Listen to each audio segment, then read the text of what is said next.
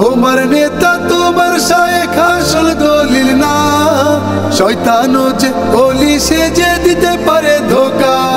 তাই বায়াত নেয়ার আগে বন্ধু আমির যাচাই করো, কি বলেছে তোমার পীর, কি বলেছে আকাবির, কি বলেছে তোমার বাপ দাদারা।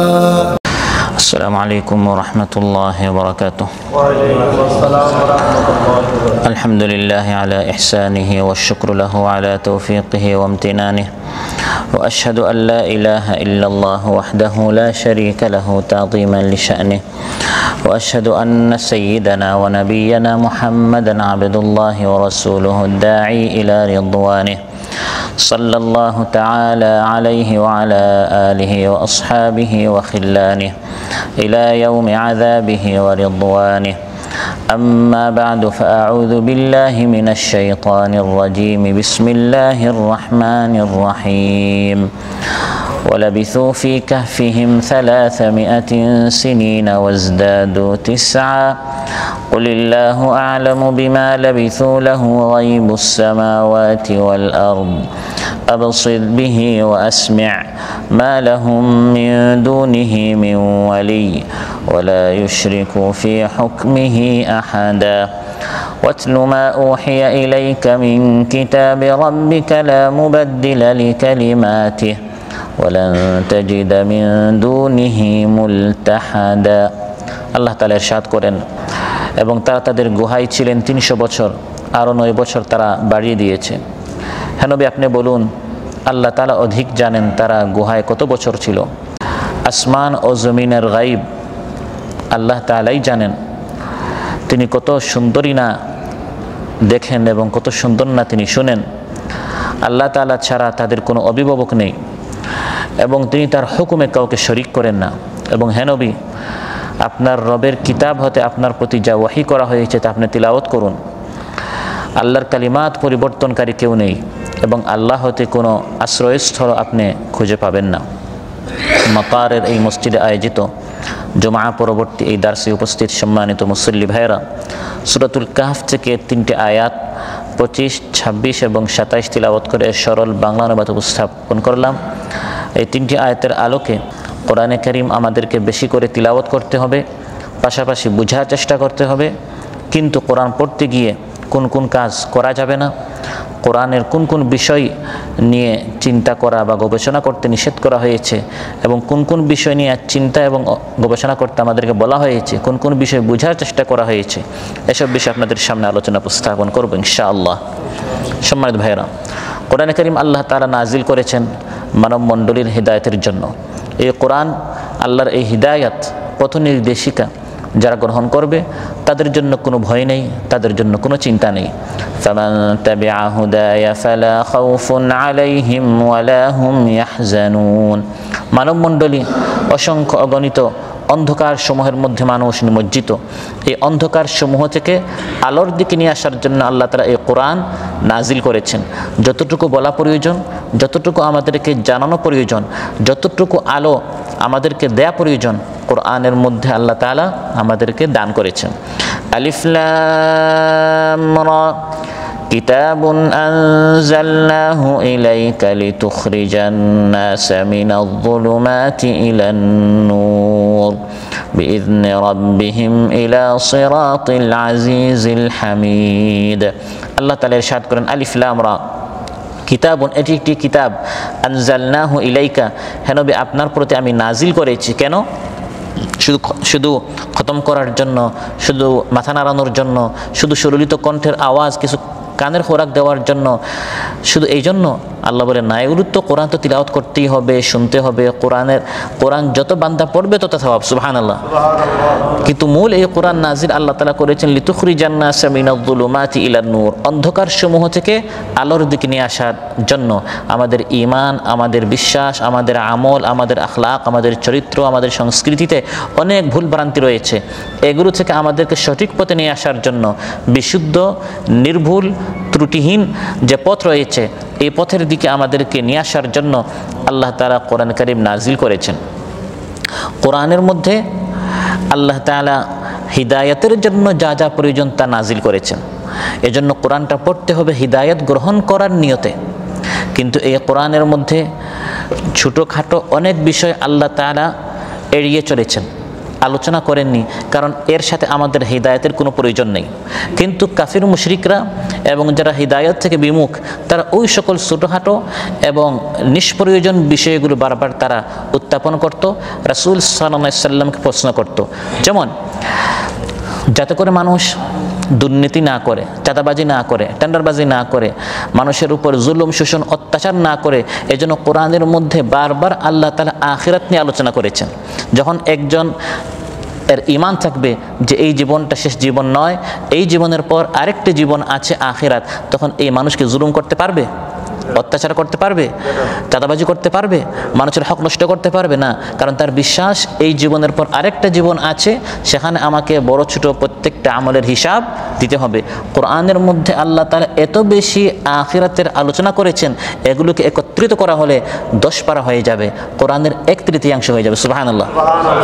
তাহলে আখিরাত নিয়ে আলোচনা করার উদ্দেশ্য হচ্ছে আখিরাতের আয়াতগুলো বান্দা পড়বে আর তার অন্তর কেঁপে উঠবে, মানুষের হকটা ফিরিয়ে দিবে, আল্লাহর হক আদায় করবে, যাতে করে পরকালে সে ব্যর্থ না হয়ে সে কামিয়াব হতে পারে। কিন্তু কাফির মুশরিকরা কি করত?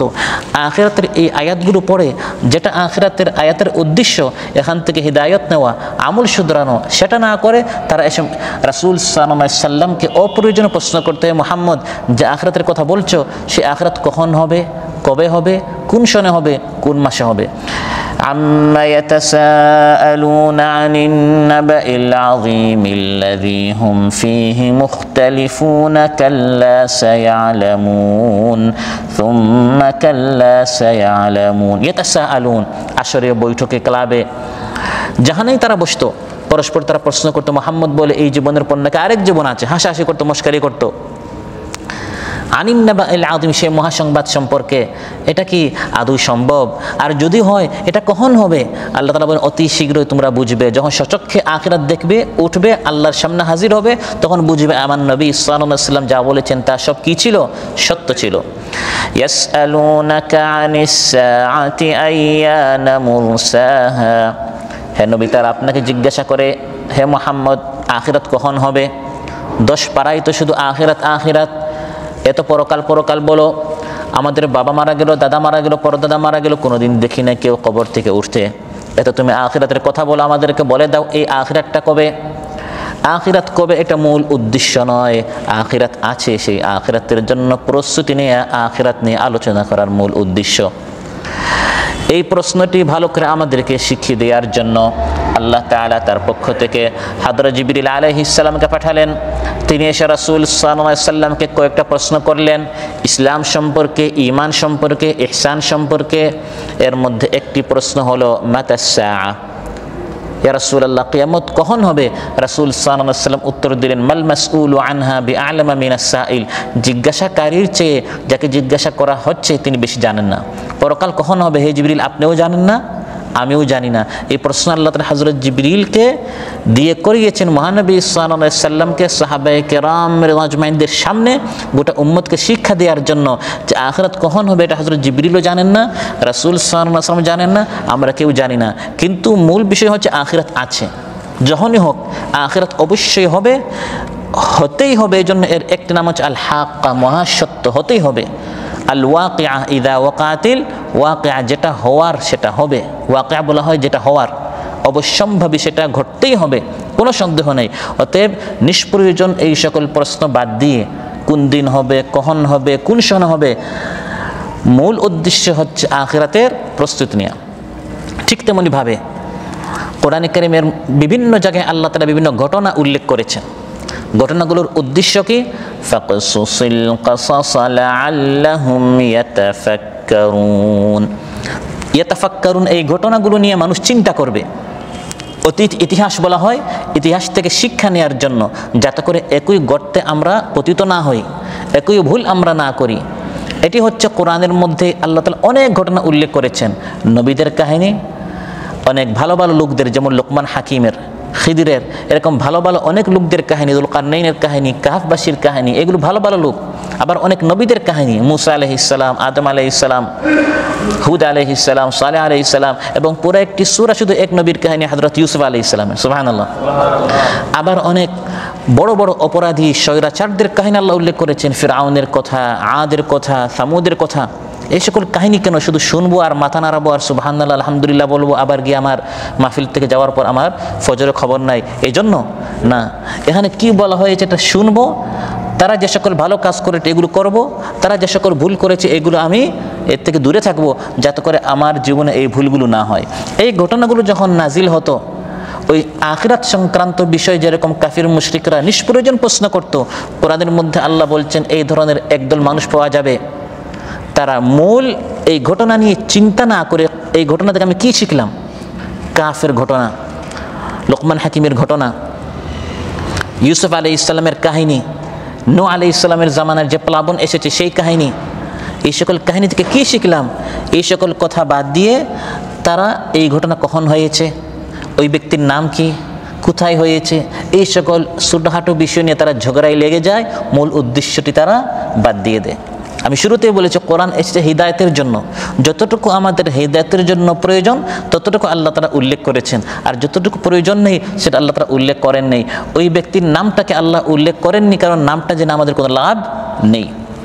কোরআনের যতটি ঘটনা, এর একটি বৈশিষ্ট্য হচ্ছে যে কোরআনের ঘটনা কাহিনীগুলোর মধ্যে সন্দেহের কোনো অবকাশ নেই। ঘটনা উল্লেখ করতে গিয়ে বা লিখতে গিয়ে কাহিনী উপন্যাসগুলোতে বেশিরভাগ আবেগ চলে আসে। লেখকরা পাঠকবৃন্দদেরকে, আলোচকরা শ্রোতাবৃন্দদেরকে আকৃষ্ট করার জন্য অনেক সময় বাড়াইয়া বলেন যে অমুক ব্যক্তি আসমানে উড়ে গেছে, 10কে 20 বলেন, 20কে 100 বলেন, তিলকে তাল বানান, কারণ ঘটনাগুলো এভাবে বর্ণনা না করলে মানুষ আকৃষ্ট হয় না। কিন্তু কোরআনের যতটি কাহিনী আল্লাহ তাআলা বলেন, ওয়ামান আসদাকু মিনাল্লাহি কিলা ওয়ামান আসদাকু মিনাল্লাহি হাদিসা, আল্লাহর চেয়ে সত্যবাদী আর কে হতে পারে। সুবহানাল্লাহ। আল্লাহ তাআলা বলেছেন ইউসুফ আলাইহিস সালামের সামনে 11টি তারকা, সূর্য এবং চাঁদ সাজদা করেছে। 11 মানে কত? 11 মানে 15 না, 11 মানে 5 নয়। এগুলো আল্লাহ তাআলা বাড়িও বলেন নাই, কমিয়ে বলেন। কাহিনী কোরআনের যতটুকু হয়েছে, যেভাবে হয়েছে, যেখানে হয়েছে, কোরআনের কাহিনীগুলো একেবারেই সত্য, যেভাবে ঘটেছে সেভাবে বর্ণিত হয়েছে। সুবহানাল্লাহ। ইন্না হাযা লাহুয়াল কাসাসুল হক। আর মানুষ তার জীবনে যত উপন্যাস পড়েছে, যত ঘটনা পড়েছে, যত কাহিনী শুনেছে, এর মধ্যে শ্রেষ্ঠ, সবচেয়ে সুন্দর, সবচেয়ে আকর্ষণীয়, সবচেয়ে উৎকৃষ্ট এবং সবচেয়ে নির্ভুল ঘটনা হচ্ছে কোরআনের ঘটনা। নাহনু নাকুসু আলাইকা আহসানাল কাসাস, আল্লাহ তাআলা বলেন আহসানুল কাসাস, সবচেয়ে সুন্দর কাহিনী। এই কাহিনীগুলো, এই সুন্দর কাহিনীগুলো কেন আল্লাহ তাআলা কোরআনের মধ্যে বলে দিচ্ছেন? কাহিনীগুলো কোরআনে উল্লেখ করার উদ্দেশ্য হচ্ছে এই কাহিনীগুলো থেকে হিদায়াত নেওয়া, কাহিনীগুলো থেকে ইবরত নেওয়া, শিক্ষা নেয়া, সবক নেয়া। লাকাদ কানা ফি কাসাসিহিম ইবরাতুল লিউলিল আলবাবি মা কানা হাদিসান ইফতারা। এই ঘটনাগুলোর মধ্যে চিন্তাশীলদের জন্য অনেক খোরাক রয়েছে, অনেক শিক্ষা রয়েছে। কোরআনের এক একটা ঘটনা থেকে চাইলে মানুষ অনেক কিছু শিখতে পারে। লিউলিল আলবাব, যারা চিন্তাশীল তাদের জন্য। চিন্তা করে করে আমার জীবনের সাথে আমি মিলাই দেখব এখানে কোথায় কোথায় অমিল আছে, আমি এই সকল ভুল থেকে উত্তীর্ণ হয়ে ভালো কাজ করার চেষ্টা করব। এটি হচ্ছে কোরআনের কাহিনীগুলোর উদ্দেশ্য। যেমন আমি যে আয়াতগুলো তিলাওয়াত করেছি, এখানে আল্লাহ তাআলা কাহাফবাসীর কথা উল্লেখ করেছেন। কাহাফবাসীর ঘটনা আল্লাহ তাআলা যখন উল্লেখ করেছেন যে একদল মানুষ, সেই যুগের জালিম যারা ছিল, স্বৈরাচার ফ্যাসিস্ট যারা ছিল, তাদের হুকুম তারা না মেনে, শিরকের সামনে মাথা নত না করে, প্রয়োজনে তারা দেশ ত্যাগ করেছে, আরামের জিন্দেগিকে ত্যাগ করে তারা আরেকটি শহরে 5 স্টার হোটেলে জীবনযাপন না করে প্রয়োজনে তারা গুহায় চলে গেছে। কিয়ামত পর্যন্ত ইমানদারদের জন্য এটা শিক্ষা যে নিজের ইমান বাঁচানোর জন্য প্রয়োজনে ইমানদারেরা দুনিয়ার আরাম আয়েশ ত্যাগ করে অন্য কোনো জায়গা না পেলেও তারা গুহায় থাকতে প্রস্তুত থাকবে। এই ঘটনা যখন আল্লাহ তাআলা উল্লেখ করলেন, একদল মানুষ এই শিক্ষা না নিয়ে তারা প্রশ্ন করা শুরু করলো, সেই কাহাফবাসীদের সংখ্যা কত ছিল? আচ্ছা, গুহায় তার কত বছর ছিল? আর গুহায় কত বছর ছিল, সংখ্যা কয়জন ছিল? 7 জন হলে আপনার লাভ কি হবে? আর 9 জনটা জেনে আপনার লাভ কি হবে? আর 100 জন ছিল, সেটা আপনার জেনে লাভ কি হবে? মূল শিক্ষাটা হচ্ছে উদ্দেশ্য। এখানে আল্লাহ তাআলা কাহফবাসীদের নামটা উল্লেখ করেন নাই। কোরআনের মধ্যে বলেছেন আসহাবুল কাহফ, কাহফবাসী। কারণ ওই কাহফের মধ্যে একটা শিক্ষা আছে যে তারা 5 স্টার হোটেলে যান নাই, তারা বড় বড় প্লটে ফ্ল্যাটে তারা বসবাস করতে যাননি, প্রবাসের নামে তারা জাতিকে জনগণকে ধোঁকা দিতে যাননি, বরং তারা গুহাতে আশ্রয় নিয়েছেন ওই শিক্ষাটি, ওই সূক্ষ্ম বিষয়টি জানাবার জন্য। নামটা না বলে আল্লাহ কি বলেছেন? গুহাবাসী। ওই গুহার মধ্যে একটা শিক্ষা আছে। যদি ওদের নামটা জেনে আমাদের লাভ হতো, হিদায়তের কিতাব আল কোরআনের মধ্যে আল্লাহ তাআলা ওই নাম থেকে যদি আমাদের কোনো হেদায়েত থাকতো, নামটা আল্লাহ তাআলা কি করতেন? উল্লেখ করতেন। এটা হচ্ছে কোরআনের কাহিনীর সিস্টেম। আলাম তারা কাইফা ফাআলা রাব্বুকা বিআসহাবিল ফিল, তুমি কি দেখো নি হাতিওয়ালার সাথে আল্লাহ তাআলা কি বলেছেন? ওই হাতিওয়ালার নামটা কি ছিল? আব্রাহা। জানেন তো আপনারা সবাই, আব্রাহা এসেছিল আল্লাহর ঘর কি করার জন্য? ভেঙে দেওয়ার জন্য। আল্লাহ তাআলা বলতে পারতেন না আলাম তারা কাইফা ফাআলা রাব্বুকা বিআবরাহা? বলতে পারতেন কি না? বলতে পারতেন। কিন্তু নামটা যেন আমাদের লাভ নেই। আমাদের লাভ হচ্ছে একটা জিনিস উল্লেখ করে, সেটা হচ্ছে সে হাতিওয়ালা ছিল। এই মেসেজটি দেওয়ার জন্য কিয়ামত পর্যন্ত যত অত্যাধুনিক অস্ত্র ব্যবহার করে কাফির মুশরিক বেঈমানরা আমার দ্বীনের আলোকে নেভাতে আসুক না কেন, আলাম ইয়াজআল কাইদাহুম ফি তাদলিল, তাদের সব ষড়যন্ত্র আমি তছনছ করে দিব। সুবহানাল্লাহ। হাতি ছিল সেই যুগের সবচেয়ে অত্যাধুনিক অস্ত্র। সেখানে যারা হেঁটে যুদ্ধ করত তাদের চেয়ে অত্যাধুনিক ছিল যারা ঘোড়ায়, উটে, খচ্চরে। হাতি মানে কি? বর্তমান হেলিকপ্টার। ওই মেসেজটা আল্লাহ তাআলা দেওয়ার জন্য যে সেই যুগে ইমানদারেরা এসেছিল হেঁটে হেঁটে, আবার কেউ ঘোড়ায়, আর সে এসেছিল আসহাবিল ফিল, হাতি। সে ছিল হাতিওয়ালা। ওই সূক্ষ্ম মেসেজ দেওয়ার জন্য নামটা আল্লাহ উল্লেখ করে না। তার নাম আব্রাহা হোক, ফিরআউন হোক, হামান হোক, নাম জেনে আপনার কোনো লাভ নেই। আপনার জানার এই ঘটনা থেকে যে যত অত্যাধুনিক অস্ত্র হোক, হেলিকপ্টার দিয়ে গুলি বর্ষণ করে করে যারা নিজের অধিকার আদায় করাতে চায়, তারা তাদেরকে দাবিয়ে রাখতে পারবে না। শিক্ষা দেওয়ার জন্য আল্লাহ তাআলা নামটি উল্লেখ করেন নাই। আল্লাহ তাআলা তার কাজটি এবং তার চরিত্রটি এখানে উল্লেখ করেছেন। ফিরআউনের পরিষদ এবং তার পরিবারের মধ্যে একজন ঈমান এনেছিল, এবং সেই ঈমানদার ফিরআউনের বিরুদ্ধে, তার জুলুম, অত্যাচার, শোষণের বিরুদ্ধে তিনি আওয়াজ উঠিয়েছেন। তার পুরা ভাষণ কোরআনের মধ্যে এই ঘটনাটি বিস্তারিত উল্লেখ করেছেন, কিন্তু ওই ব্যক্তির নাম আল্লাহ উল্লেখ করেন নাই। বলেছেন ওয়াকালা রাজুলুম মুমিনুম মিন আলি ফিরআউন, ফিরআউনের পরিবারের একজন ঈমানদার। সুবহানাল্লাহ। নামটা আল্লাহ বলতে পারতেন কিনা? কিন্তু নামটা জেনে আমাদের এখন হিদায়াতের কিছু নেই। নামটা আহমদ হোক, মোহাম্মদ হোক, আবদুল্লাহ, XY যে কোনো একটা তার নাম, কিন্তু এই চরিত্রটা যেন আমাদের মধ্যে আসে যে যত বড় ফিরআউন হোক না কেন, হামান হোক না কেন, কারুন হোক না কেন, আমি যখন সত্যটা জেনে নিব, ওই মুমিনু আলি ফিরআউন, ফিরআউনের আত্মীয় হওয়া সত্ত্বেও তিনি যেভাবে আওয়াজ উঠিয়েছেন, আমাদেরকে সেভাবে আওয়াজ উঠাতে হবে। ফিরআউনের স্ত্রীর নাম আমরা সবাই জানি, তার নাম আসিয়া। হাদিসের মধ্যে এসেছে, কিন্তু কোরআনের মধ্যে আল্লাহ বলেছেন ইমরাআত ফিরআউন, ফিরআউনের স্ত্রী। কেন? এই মেসেজ দেওয়ার জন্য ফিরআউনের স্ত্রী হওয়া সত্ত্বেও, স্বৈরাচার ফেস্টের স্ত্রী হওয়া সত্ত্বেও সবাই যে ওই দলের হয় এমন নয়, সেখানেও একদল মানুষ খাঁটি ঈমানদার থাকে। ফিরআউনের স্ত্রী, ফিরআউনের স্ত্রীর মধ্যে আমাদের জন্য যতটুকু না হেদায়ত আছে, আসিয়া বললে ততটুকু আমাদের হেদায়ত নেই। এজন্য আল্লাহ তাআলা ওই মেসেজটা দেওয়ার জন্য যে ফিরআউনের স্ত্রী হওয়া সত্ত্বেও অনেক লোক কি হয়? ঈমানদার হয়। আবার ইমরাআত নূহ, নূহের স্ত্রী হওয়া সত্ত্বেও অনেক লোক বেঈমান হয়। ইমরাআত নূহের নাম কি ওটা জেনে আমাদের কোনো লাভ নেই। এজন্য নামটা না বলে আল্লাহ তাআলা চরিত্রটা, পরিচয়টা তুলে ধরেছেন। হযরত খিদির আমরা অনেকেই জানি, তার কাহিনী সূরা কাহফে এসেছে। আল্লাহ নামটা নেন নাই। নাম জেনে আমাদের লাভ নেই। আল্লাহ তাআলা এটা জানাতে চেয়েছেন যে তিনি অনেক বড় জ্ঞানী ছিলেন। আপনি যত বড় জ্ঞানী হন না কেন, আপনার থেকে আরও বড় একজন জ্ঞানী আছে। সেই যুগে নবী ছিলেন হযরত মূসা আলাইহিস সালাম, তার চেয়েও অনেক কিছু জানতেন হযরত খিদির, যেটা হযরত মূসা আলাইহিস সালাম জানতেন না। ওই সূক্ষ্ম মেসেজটা দেওয়ার জন্য আল্লাহ তাআলা হযরত খিদিরের নামটা না নিয়ে বলেছেন ফাওয়াজাদা আবদাম মিন ইবাদিনা আতাইনাহু রাহমাতাম মিন ইনদিনা ওয়া আল্লামনাহু মিন লাদুন্না ইলমা। মূসা আলাইহিস সালাম তিনি গেলেন আমার এক বান্দার নিকট, যাকে আমি আমার পক্ষ থেকে বিশেষ ইলম দিয়েছি। এই মেসেজ দেওয়ার জন্য যে হযরত মূসা যত বড় জ্ঞানী হন না কেন, তার থেকেও আরো বড় জ্ঞানী একজন আছে। এই মেসেজটা আমরা জানতাম না যদি আল্লাহ তাআলা এই কথাটা না বলে দিতেন যে হযরত মূসা গিয়েছেন খিজরের নিকট। কিন্তু খিদিরটা না বলে বলেছেন হযরত মূসা গিয়েছেন এমন এক বান্দার নিকট যাকে আমি আরও বেশি জ্ঞান দিয়েছি। এই সূক্ষ্ম মেসেজ দেওয়ার জন্য যে আপনি যত বড় জ্ঞানী হন না কেন এটা মনে করবেন না আমি সব জেনে ফেলেছি। আপনি একটা শাস্ত্র নিয়ে বড় জ্ঞানী হতে পারেন, আরেকটি শাস্ত্র সম্পর্কে আপনি একবার অজ্ঞ হতে পারেন, সম্পূর্ণ অন্ধকারে থাকতে পারেন, আরেকজন আপনার থেকে এই বিষয়ে বড় জ্ঞানী হতে পারে। তাহলে সামনে কোরআন থেকে কীভাবে আমরা হিদায়াত নিব? কোরআনের বিভিন্ন জায়গায় তাওহীদ নিয়ে আলোচনা আছে, রিসালাত নিয়ে আলোচনা আছে, আখিরাত নিয়ে আলোচনা আছে, কাহিনী আছে, ঘটনা আছে। যে সকল বিষয় আল্লাহ তাআলা বুঝাতে চেয়েছেন, যেখানে যেখানে আমাদের হিদায়াত আছে আমরা হিদায়াত নেওয়ার চেষ্টা করব। কিন্তু নিষ্প্রয়োজন প্রশ্ন করে সময় নষ্ট করে ছোটোখাটো বিষয়ের পিছনে পড়ে হিদায়াত থেকে বঞ্চিত হওয়া যাবে না। আলোচ্যতে আল্লাহ তাআলা কাহাফবাসীর ঘটনা উল্লেখ করেছেন। উল্লেখ করতে গিয়ে আল্লাহ তাআলা বলেছেন আমি তাদেরকে গুহায় অনেক বছর শুয়ে রেখেছি। ফাদারাবনা আলা আযানিহিম ফিল কাহফি সিনিনা আদাদা। কাহাফবাসীকে, গুহাবাসীকে আমি গুহায় অনেক বছর, কত বছর? অনেক বছর, আদাদা অনেক বছর আমি তাদেরকে গুহায় শুয়ে রেখেছি। এই আয়াত যখন নাজিল হলো তখন শ্রোতাবৃন্দরা ব্যস্ত হয়ে গেল, কত বছর?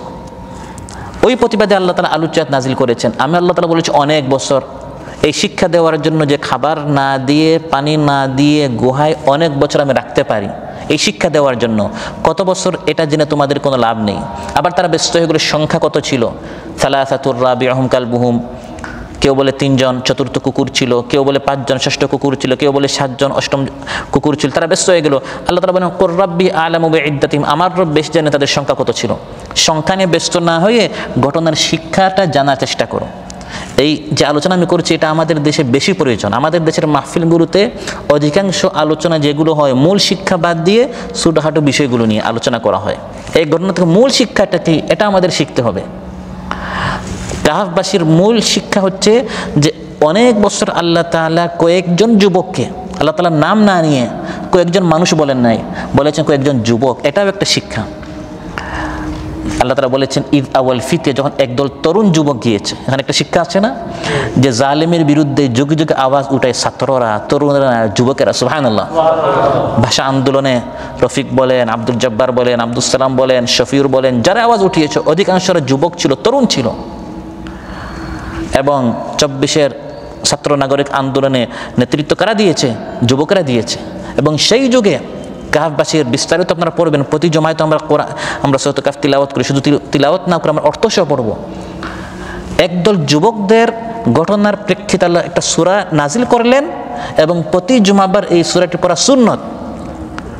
শুধু মাথা এরকম নারায়ণ এই সূরাটি পড়ার জন্য নয়, বরং ভালো করে অর্থ সহ পড়বেন, বুঝবেন এখানে কি রয়েছে। স্বৈরাচারের বিরুদ্ধে আওয়াজ উঠানো, উই ওয়ান্ট জাস্টিস, এটা নতুন 24-এর কোনো স্লোগান নয়, এটা যুগ যুগ থেকে কোরআন এই স্লোগান আমাদেরকে শিখিয়েছে। সুবহানাল্লাহ। একদল যুবক সেই যুগের জালিমদের বিরুদ্ধে তারা আওয়াজ উঠিয়েছিল এবং কোরআন বলছে তারা প্রথমে কি করেছিল? ওয়ারাবাতনা আলা কুলুবিহিম, তাদের কলবগুলোকে আমি সুসংগঠিত করেছি, তারা সমন্বয়ক ছিল। সুবহানাল্লাহ। কাজ করতে হবে জালিমের বিরুদ্ধে পরস্পর সমন্বয়ের ভিত্তিতে। এই 6 জন 7 জন 8 জন কাহাফবাসী তারা কি ছিল? সমন্বয়ক ছিল। সুবহানাল্লাহ। তারা রাবাতনা আলা কুলুবিহিম, তারা সুসংগঠিত ছিল, জামাতবদ্ধ ছিল, ঐক্যবদ্ধ ছিল জালিমের বিরুদ্ধে, এবং তারা গুহায় আশ্রয় নিয়েছিল। যখন এই ঘটনা আল্লাহ তাআলা উল্লেখ করছেন, এখন যদি 24-এর ঘটনা আমি আপনাকে বলি যে কিভাবে জালিমের বিরুদ্ধে বর্তমান ছাত্রদেরকে আল্লাহ তাআলা বিজয় করেছেন, আপনি মূল কথা বাদ দিয়ে যদি বলেন আচ্ছা ওদের নামটা কি ছিল, কার বাড়ি কোথায় ছিল, তারা ভাই বোন কয়জন, তা না বলবো ভাই আপনি এগুলো বাদ দেন, যেটা মূল শিক্ষা আমি আপনাকে যেটা বলতে চাচ্ছি সেটা আপনি আগে শুনেন। তো কাহাফবাসী সম্পর্কে যখন আল্লাহ তাআলা আলোচনা করা শুরু করলেন, কারণ কিয়ামত পর্যন্ত যেখানেই মূসা আছে এখানে ফিরআউন আছে, এবং যেখানে ফিরআউন সেখানে কি আছে? মূসা আছে। ও শুধু কাহাফবাসীর স্বৈরাচার নয়, বরং যুগে যুগে এরকম স্বৈরাচার আসবে। তখন যুবকদের কি করতে হবে? এটা কোরআন নামক হিদায়াতের কিতাবে আমাদেরকে হিদায়াত দিতে হবে না? যুবকদেরকে শেখাতে হবে না? আল্লাহ তাআলা এগুলো শেখাচ্ছেন। এমন সময় জাতি যখন ব্যস্ত হয়ে গেল, তারা কত বছর ছিল? আল্লাহ তাআলা আয়াত নাজিল করেছেন ওয়ালাবিথু ফি কাফিহিম 300 সিনিনা ওয়াজদাদু 9। কেউ বলে 300, কেউ আবার 9 বছর বাড়িয়ে বলছে 309। এই আয়াতের তাফসীর একদল উলামায়ে কেরাম বলেন যে 300 বা 309 এটা মানুষের কথা হতে পারে। যে একদল মানুষ বলে 300, একদল মানুষ বলে 300 নয়। আর আরেকটি তাফসির হচ্ছে না, এই দুটোটাই আল্লাহর কথা। 300 বছর হচ্ছে সৌর মাস অনুযায়ী, আর 309 হচ্ছে চান্দ্র মাস অনুযায়ী। সুবহানাল্লাহ। কারণ সৌর মাস যেটাকে আমরা ইংলিশ বলি, খ্রিস্ট বছর আমরা বলি, এটা আরবি সন থেকে লম্বা হয়, 30-31 দিন ব্যাপী হয়। আর আরবি সনগুলো মাসগুলো আপনার 29-30 হয়। এজন্য প্রতি 100 বছরে 3 বছর আরবি বছর আপনার বেড়ে যায়, কারণ বছরগুলো ছোটো, এজন্য বেশি তাড়াতাড়ি শেষ হয়ে যায়। তো তারা গুহায় সৌর মাস অনুযায়ী তারা 300 বছর ছিল, আর আরবি হিজরি বা চান্দ্র মাস অনুযায়ী তারা 309 বছর ছিল। এই তথ্যটি দেওয়ার পর আল্লাহ বলছেন কুলিল্লাহু আ'লামু বিমা লাবিসু, 300, 309 যেটাই হোক, এটা বেশি কে জানেন? মানে এটা নিয়ে তোমরা গবেষণা করিও না, এটা নিয়ে আলোচনা সময় নষ্ট করা এটা মূল বিষয় না। কুলিল্লাহু আ'লামু বিমা লাবিসু, তারা কত বছর ছিল এটা আল্লাহ তাআলা বেশি জানেন। 300 হোক, 500 হোক, 100 হোক, যতই হোক, এটা জেনে কোনো লাভ নেই। এবং এটা তোমরা জানবে কি করে? কেউ বলছো 300, কেউ বলতো 309, তোমরা কোন জ্ঞানের ভিত্তিতে এটা বলছো? ওয়ামা উতিতুম মিনাল ইলমি ইল্লা কালিলা, তোমাদের ইলম তো অতি সামান্য। কাল্পনিক কথা বলে সময় নষ্ট না করে যেটা মহাসত্য কোরআনের মধ্যে এসেছে, এই মহাসত্য থেকে উপকৃত হওয়ার চেষ্টা করো। সুবহানাল্লাহ। হিদায়াতের কিতাবও দিয়েছেন, এবং হিদায়াতের কিতাব থেকে কিভাবে হিদায়াত নিতে হয় সেই রাস্তাটাও আল্লাহ তাআলা আমাদেরকে শিখিয়ে দিয়েছেন। কুলিল্লাহু আ'লামু বিমা লাবিসু, তারা কত বছর ছিল, তাদের সংখ্যা কত ছিল, তারা কিভাবে ছিল, এইসব কিছু একমাত্র কে জানেন? আল্লাহ তাআলা জানেন। তিনি বিশেষভাবে আয়োজন করে, তত্ত্বাবধান করে তাদেরকে গুহায় রেখেছেন। স্বাভাবিকভাবে এত বছর কেউ এভাবে থাকতে পারে না, খাবার ছাড়া, পানীয় ছাড়া এরকম কয়েকদিনও মানুষ বেঁচে থাকতে পারে না। সেভাবে যুগের পর যুগ, শতাব্দীর পর শতাব্দী, লম্বা কাহিনী আপনারা পড়বেন কাবাসীর। যখন তারা ঘুম থেকে উঠে ফিরে আসলো, কাউকে চিনে না, কারণ ওই সব লোক তো মারা গিয়েছে। 300 বছর পর যদি আপনি বাংলাদেশে যান, কাউকে চিনবেন? রাস্তাঘাট সব 20-30 বছরে তো সব কি হয়ে যায়, চেঞ্জ হয়ে যায়। আছে যারা কাতার থেকে 20 বছর আগে গেছে, এখন আজকে তারা চিনবে রাস্তাঘাট, তারপর ব্রিজ যেগুলো হয়েছে। তো 309 বছর পর বা 300 বছর পর যখন তারা ফিরে গেল, কাউকে চিনে না। ওই স্বৈরাচারও নাই, তার যারা দালাল ছিল ওরাও নেই, জনগণও নাই, সব চেঞ্জ হয়ে গেছে। আল্লাহ তাআলা বলেন তারা কত বছর ছিল এটা আল্লাহ তাআলা বেশি জানেন। কুলিল্লাহু আ'লামু বিমা লাবিসু লাহু গায়বুস সামাওয়াতি ওয়াল আরদ, আসমান জমিনের গায়বের খবর একমাত্র আল্লাহ তাআলা জানেন। ওয়া হুয়াল আলিমু আহাতা ইলমান বিল্লাযী ফিল কাউনি মিন সিররিন ওয়া মিন ইলানি, একমাত্র মহাজ্ঞানী আল্লাহ তাআলা, গোপন প্রকাশ্য সব খবর একমাত্র তিনি জানেন। ওয়া বিকুল্লি শাইইন ইলমুহু সুবহানাহু ফাহুয়াল মুহীত ওয়া লাইসা যা নিসিয়ানি, সব কিছুকে তিনি তার জ্ঞান দ্বারা পরিব্যাপ্ত করে রেখেছেন, তিনি সব কিছু তার স্মরণ আছে, কোনো কিছু তিনি ভুলেন নাই। ওয়া কাযাকা ইয়ালামু মা ইয়াকুনু গাদান ওয়া মা ক্বাদ কানা ওয়াল মাওজুদু ফি যাল আনি, আল্লাহ তাআলা জানেন অতীতে কি হয়েছে, ভবিষ্যতে কি হবে, বর্তমানে কি হচ্ছে, সবই আল্লাহ তাআলা জানেন। ওয়া কাযাকা আমরুন লাম ইয়াকুন লাউ কানা কাইফা ইয়াকুনু যাল আমরু যা ইমকানি, অনুরূপভাবে কোন একটা কাজ হয় নাই, কাজটা যদি হতো তাহলে কিভাবে হতো, কখন হতো, কোথায় হতো, এইসব কিছু একমাত্র আল্লাহ তাআলা জানেন। সুবহানাল্লাহ। এত কিছু যিনি জানেন, তিনি অবশ্যই জানেন কাবাসী কোথায় ছিল, কয়জন ছিল এবং কত বছর ছিল। জানার পরেও তোমাদের জানান নাই, ইচ্ছা করে যে এখানে তোমাদের হিদায়াতের কিছু নাই, এখানে তোমরা তোমাদের আমলি জিন্দেগিতে, ইমানি জিন্দেগিতে, আখলাকি জিন্দেগিতে তোমাদের শিকার কিছু নেই, এই জন্য সংখ্যাটা আল্লাহ তাআলা জানান নাই। জানিয়েছেন তারা কি করেছে, ওখানে আমাদের করণীয় অন্য কিছু আছে। যতটুকু শিক্ষার ততটুকু আল্লাহ তাআলা আমাদেরকে শিখিয়েছেন। আবসির বিহি ওয়া আসমি', আল্লাহ তাআলা কত সুন্দর স্পষ্ট দেখেন, কত সুন্দর স্পষ্ট শুনেন। সুবহানাল্লাহ।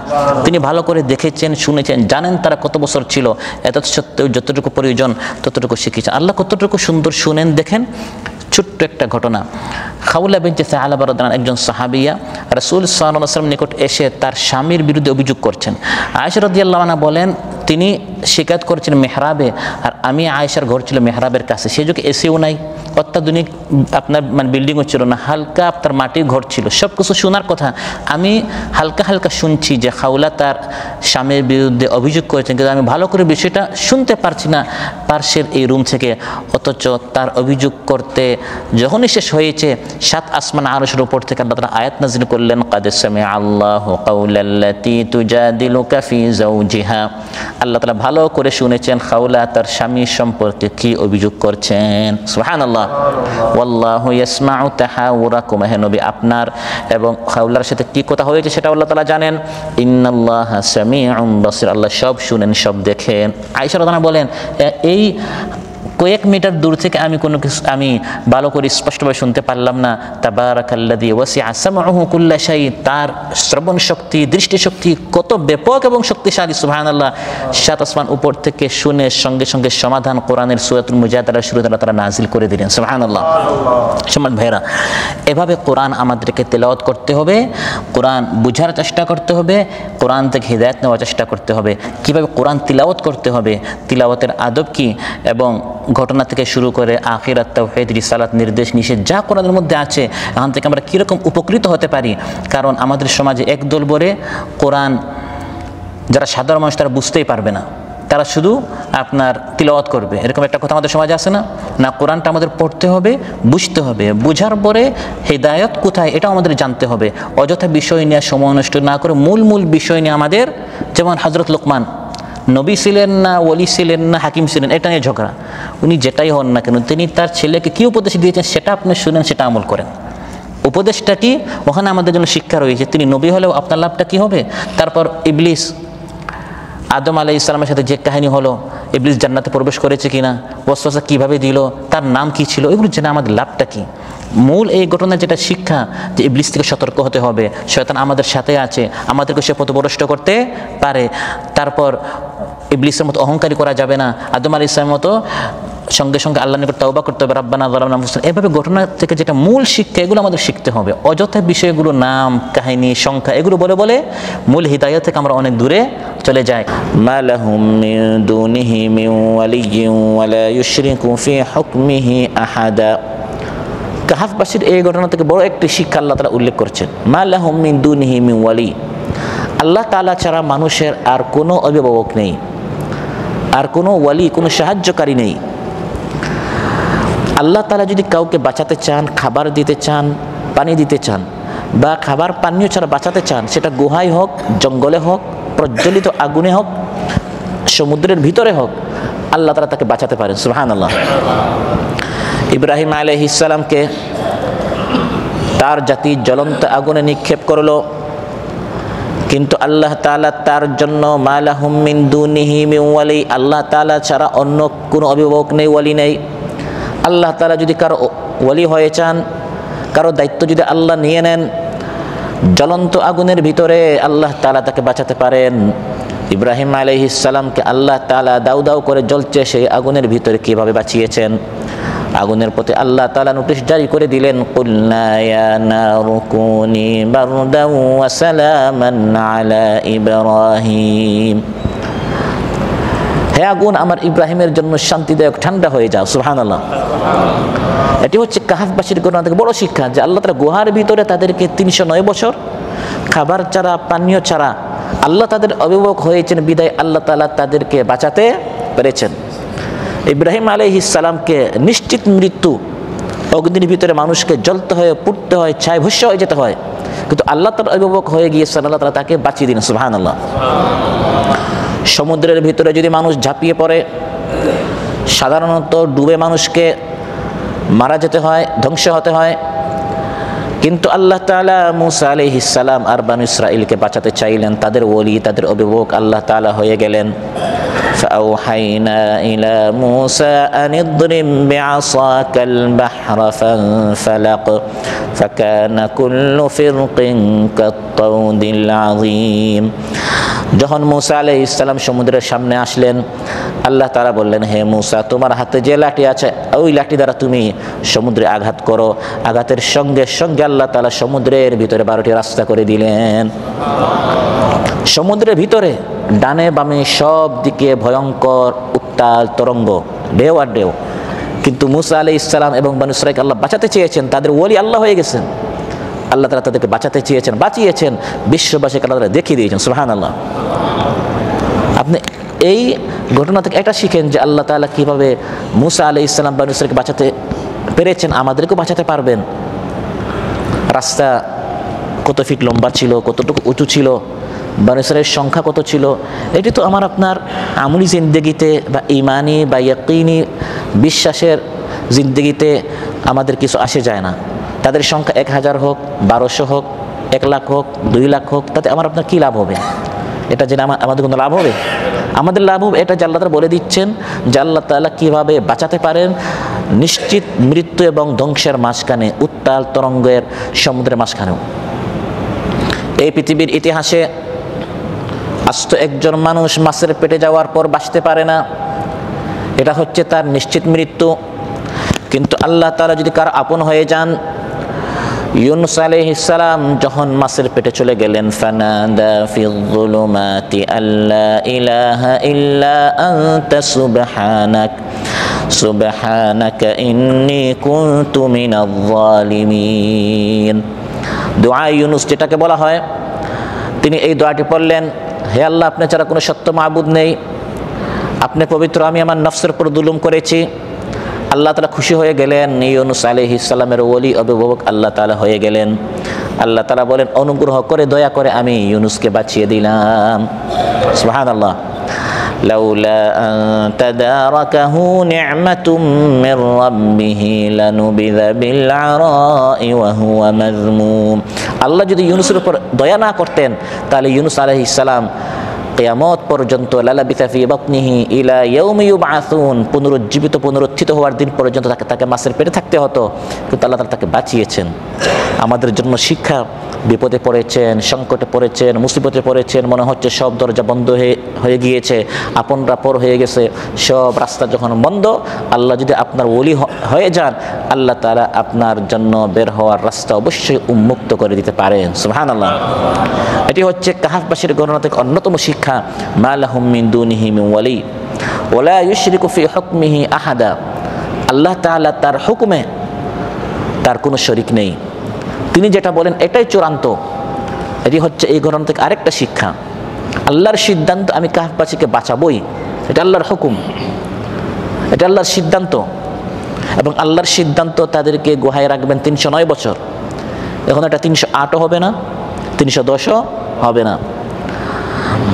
এবং গুহাবাসীকে গুহা থেকে বের করে ফাঁসির কাষ্টে ঝোলানোর জন্য, হত্যা করার জন্য তদানীন্তন সরকার, ফ্যাসিস্ট সরকার সেই সময় যারা ছিল, তারা কাহাফবাসীকে, গুহাবাসীকে হন্য হয়ে তারা খুঁজেছে। এটা ছিল ওই সরকারের নির্দেশ, তাদেরকে বের করো, মাটির নিচে হলেও সেখান থেকে তাদেরকে বের করো। কিন্তু আল্লাহর হুকুম হচ্ছে না, আমি তাদেরকে পেতে দিব না। সুবহানাল্লাহ। আল্লাহ বলেন, ওয়ালা ইউশরিকু ফি হুকমিহি আহাদা। বান্দারা এখান থেকে একটা শিক্ষা নাও, গোটা বিশ্ববাসী যদি একত্রিত হয় তোমাকে ধ্বংস করার জন্য, আমি আল্লাহ তাআলা যদি সিদ্ধান্ত নেই তোমাকে বাঁচাতে চাই, আমি ওয়াহদাহু লা শারীকা লাহু, আমি একক, আমার সিদ্ধান্তই চূড়ান্ত, গোটা বিশ্ববাসী মিলে তোমার শরীরে সামান্য তারা আঘাত করতেও পারবে না। সুবহানাল্লাহ। যদি আমি আল্লাহ তাআলা না চাই, হ্যাঁ আল্লাহ চাইলে তারা করতে পারবে। আল্লাহও চেয়েছেন তাদেরকে তারা গুম করুক, এবং তারাও চেয়েছে, মূলত তাদের কারণে নয়, বরং আল্লাহর ইচ্ছার কারণে। ওয়ামা তাশাউনা ইল্লা আন ইয়াশা আল্লাহু রাব্বুল আলামিন। মূলত তোমাদের ইচ্ছা যদি আল্লাহর ইচ্ছার সাথে মিলে যায়, তখন কি আমাদের ইচ্ছাটা বাস্তবায়ন হয়। কিন্তু আমাদের ইচ্ছা একরকম, আমাদের সিদ্ধান্ত একরকম, আল্লাহর সিদ্ধান্ত আরেক রকম, বাস্তবায়ন হয় সেটা যেটা কার সিদ্ধান্ত? আল্লাহ তাআলার। এটি হচ্ছে এই ঘটনা থেকে বড় একটি শিক্ষা, ওয়ালা ইউশরিক ফি হুকমিহি আহাদা।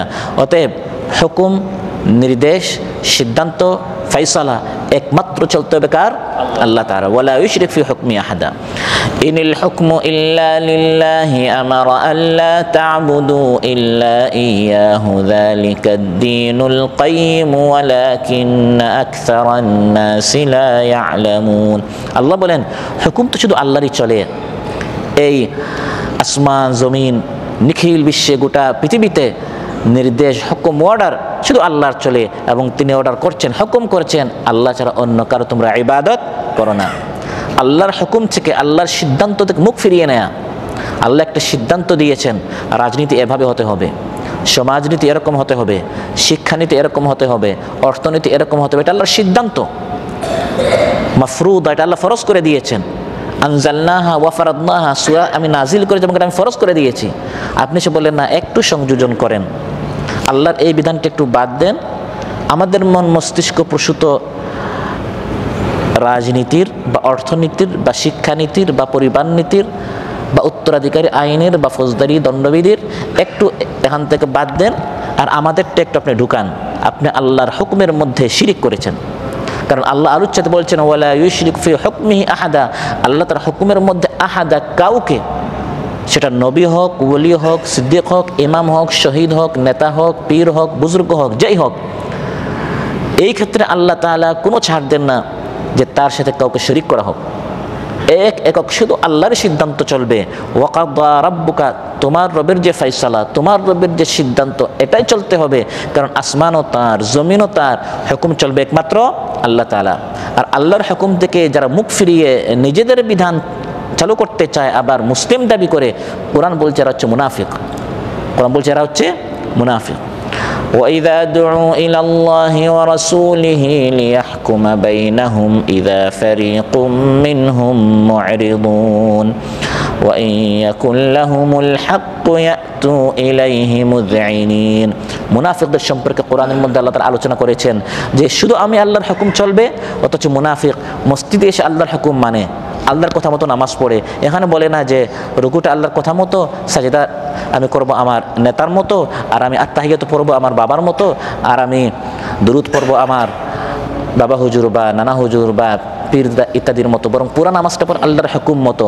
কিন্তু এই বান্দাটা ইযা দুউ ইলাল্লাহি ওয়া রাসূল, যখন তাকে ডাকা হয় আল্লাহ এবং তার রাসূলের দিকে আসো, রাজনীতিতে শুধু আল্লাহর হুকুম মানি, পুরা শিক্ষা ব্যবস্থা আল্লাহর রঙে আমি রঙিত করি, পুরা সমাজ ব্যবস্থা আমি আল্লাহর আইন অনুযায়ী চালাই, ইযা ফারিকুম মিনহুম, তখন একদল বিমুখ হয়ে যায়, তখন একদল মুখ ফিরিয়ে চলে যায়, সেখানে আল্লাহর হুকুম বাস্তবায়ন করতে চায় না।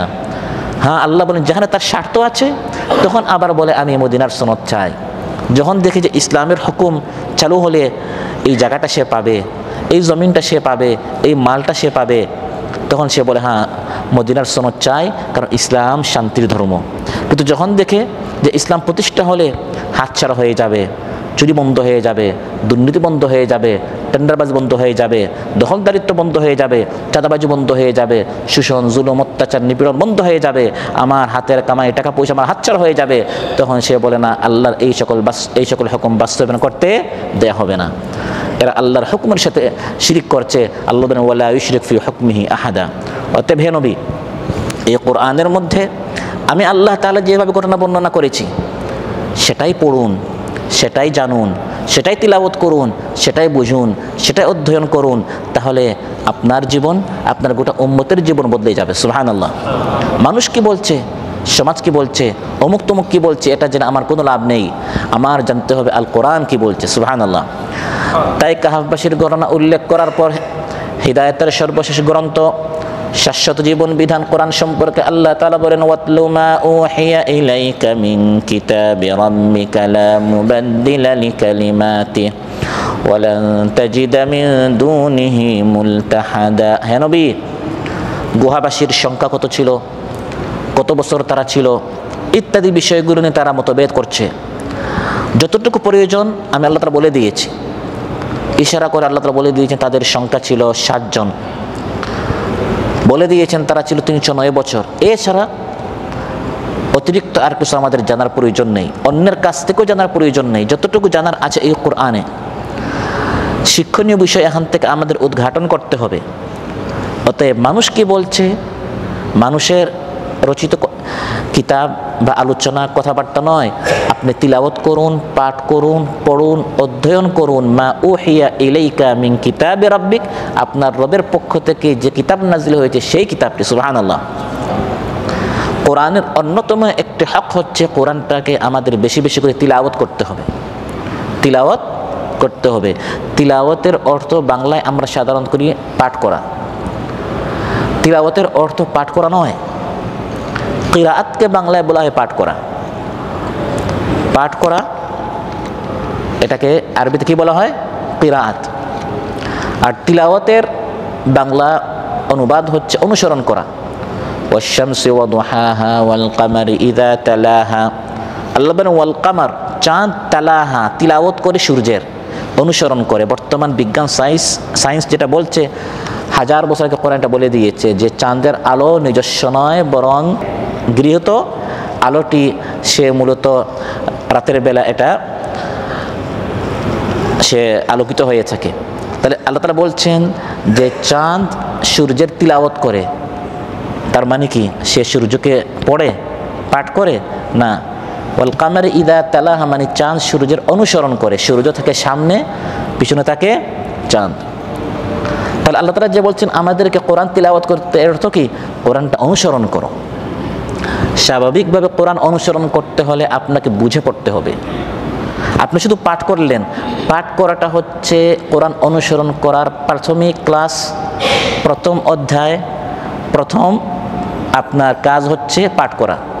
কোরআন কিরাত হচ্ছে তিলাওয়াতের একবারে প্রাথমিক ক্লাস, সূচনা। আপনাকে সাদ শিখতে হবে, সা শিখতে হবে, হা শিখতে হবে, হা শিখতে হবে। এটাকে বলে অক্ষর জ্ঞান। উচ্চারণ কীভাবে করবেন, জিহ্বাটা আপনি কোথায় ফিট করবেন, সেট করবেন, এবং সহি শুদ্ধ করে আপনি অক্ষরটা শিখবেন। আপনি অক্ষরটা খুব সুন্দর করে শিখলেন, বিশুদ্ধ করে শিখলেন। তাব্বাত ইয়াদা আবি লাহাবিন ওয়া তাব মা আগনা আনহু মালুহু ওয়া মা কাসাব। খুব সুন্দর করে আপনি শিখলেন, কিন্তু অর্থটি জানলেন না। আপনি নিজে আরেক আবু লাহাব হয়ে বসা। এই সূরার মধ্যে আল্লাহ তাআলা আবু লাহাবের চরিত্র নিয়ে আলোচনা করেছেন, অথচ কত মুসলমান দেখা যায় নিজে এক একটা পরিবারের আবু লাহাব, সমাজের আবু লাহাব, রাষ্ট্রের আবু লাহাব। স্ত্রীকে পর্দা করতে দেয় না, স্বামী হিসাবে সে একটা আবু লাহাব। ছেলে মেয়েদেরকে কোরআন শিখতে দেয় না, বাবা হিসাবে সে একটা আবু লাহাব। বোনকে পর্দা করতে দেয় না, ইসলামী বিধিনিষেধ মানতে দেয় না, ভাই হিসাবে সে একটা আবু লাহাব। সে কোরআন ক্লাসে সে অক্ষর শিখেছে কিন্তু অর্থটা শিখে নাই। এজন্য আল কোরআনের প্রথম দাবি হচ্ছে সহি করে কোরআনটা তিলাওয়াত, অর্থাৎ পাঠ করা শিখতে হবে। এটা হচ্ছে প্রথম কাজ। কোরআন সাধারণ আরবি যেরকম আমরা বলি এরকম পড়লে হবে না। কোরআন তিলাওয়াতের আলাদা নিয়ম রয়েছে, যেটাকে শরঈ পরিভাষায় তাজউইদ বলা হয়। কি বলা হয়? তাজউইদ। জাইদ থেকে এসেছে, জাদা ইয়াজুদ, অর্থাৎ ভালো করে, সুন্দর করে, সঠিকভাবে উচ্চারণ করা। ওয়ারাত্তিলিল কুরআনা তারতিলা। আল্লাহ তাআলা বলেন তুমি কোরআন সহিহ করে বিশুদ্ধভাবে তুমি কোরআনটা পাঠ করো। পাঠ করাটা হচ্ছে কোরআনে কারীম অনুসরণ করার একবারে প্রথম ক্লাস। পাঠ করা আপনি শিখলেন, অক্ষর জ্ঞানটা আপনি শিখলেন, এরপরে ধাপ হচ্ছে আপনাকে অর্থটা শিখতে হবে। অক্ষর জ্ঞান, অর্থ জ্ঞান দুটোটা মিলিয়ে হয় অধ্যয়ন। আরবিটাও পড়লেন, অর্থটা বুঝলেন, এই দুটোটা মিলিয়ে কি হয়? অধ্যয়ন। এই জন্য আমরা বলি কোরআন কি করতে হয়? অধ্যয়ন করতে হয়। কোরআন যখন আপনি অধ্যয়ন করবেন তখন কোরআনটা আপনি অনুসরণ করতে পারবেন। এখানে আল্লাহ কি বলেছেন? ফাসাব্বিহ, তাসবিহ করুন, ওয়াস্তাগফিরু, ইস্তিগফার করুন। অর্থটা যখন পড়বেন, জানবেন, তখন আপনি তাসবিহ করবেন, তখন আপনি ইস্তিগফার করবেন। আপনি ওয়াস্তাগফিরহু, তাও শিখলেন, গাইনও শিখলেন, ফাও শিখলেন, রাও শিখলেন। অর্থ না জানার কারণে পড়ছেন কিন্তু আপনি ইস্তিগফার করছেন, কারণ আপনার অর্থটা আপনার জানা নেই। তাই আল্লাহ তাআলা বলছেন ওয়াতলু, কোরআন তিলাওয়াত করো, অনুসরণ করো। আগে অক্ষর জ্ঞান শিখো, তারপর অর্থ জ্ঞান শিখো, তারপর তুমি কোরআনটা অনুসরণ করো। আরবি তিলাওয়াতটা আমরা বেশি করে করব, কিন্তু তিলাওয়াতটা যদি ভুল হয় দোয়ার জায়গায় বদদোয়া হয়ে যাবে, সওয়াবের জায়গায় গুনাহ হয়ে যাবে। আস্তাগফিরুল্লাহর জায়গায় যদি আপনি বলেন আস্তাগফিরুল্লাহ, এটা আমরা অনেক বাংলাদেশিরা বলি, আস্তাগফিরুল্লাহ না বলে বলি আস্তাগফিরুল্লাহ। আস্তাক, গাইনের জায়গায় কাফ, এর অর্থ হচ্ছে হে আল্লাহ আমাকে কাফির বানাও, আউযুবিল্লাহ। আস্তাগফিরুল্লাহ, কাফির বানাও। আর আস্তাগফিরুল্লাহ, হে আল্লাহ আমার গুনাহ মাফ করে দাও। তাহলে সামান্য গাইন থেকে কাফ পার্থক্য হওয়ার কারণে পুরো অর্থ শুধু বদলে না, আপনার ঈমান আছে কিনা সন্দেহ। এজন্য কোরআনটি নিজের মতো তিলাওয়াত করলে হবে না, সহি শুদ্ধ করে তিলাওয়াত শিখতে হবে। হ্যাঁ, যদি আপনি শিখা অবস্থায় চেষ্টা করছেন, পারছেন না, তাও চেষ্টা করছেন, পারছেন না, চেষ্টা অব্যাহত, আপনার জন্য দ্বিগুণ সওয়াব রয়েছে। সুবহানাল্লাহ। আল মাহিরু বিল কুরআনি মা'আস সাফারাতিল কিরামিল বারারা ওয়াল্লাযী ইয়াকরাউল কুরআনা ওয়া ইয়াতা'তা'উ ফীহি ওয়া হুয়া আলাইহি শাক্কুন লাহু আজরান। রাসূল সাল্লাল্লাহু আলাইহি ওয়াসাল্লাম ইরশাদ করেন, যে ব্যক্তি কোরআন তিলাওয়াত করে খুব পারদর্শী, সুন্দর করে কোরআন তিলাওয়াত করতে পারে, সুললিত কণ্ঠে, সুমধুর আওয়াজে কোরআন তিলাওয়াত করে, কিয়ামতের দিন তার হাসর হবে নবীদের সাথে, সিদ্দিকদের সাথে, ওলিদের সাথে, ফেরেশতাদের সাথে। সুবহানাল্লাহ। আর যে কোরআন তিলাওয়াত করছে কিন্তু এত সুন্দর পারে না, আবার হালও ছাড়ে না, চেষ্টা করেই যাচ্ছে, মেহনত করেই যাচ্ছে, পারে না, বলে তাও চেষ্টা করছে। আলহামদুলিল্লাহ রাব্বিল আলামিন, সে বলে আলামিন, আবার বলে আলামিন, আবার বলে আলামিন, কিন্তু সে চেষ্টা বাদ দিচ্ছে না। রাসূল সাল্লাল্লাহু আলাইহি ওয়াসাল্লাম ইরশাদ করেন তার জন্য দ্বিগুণ সওয়াব, একটি হচ্ছে তিলাওয়াতের, আরেকটি হচ্ছে চেষ্টার। সুবহানাল্লাহ। এই যে মেহনত করছেন, চেষ্টা করছেন, এটার জন্য আল্লাহর পক্ষ থেকে দ্বিগুণ সওয়াব রয়েছে। এরকম যারা বেশি বেশি করে কোরআন তিলাওয়াত করবে, কোরআন তার আপন বন্ধু হয়ে যাবে।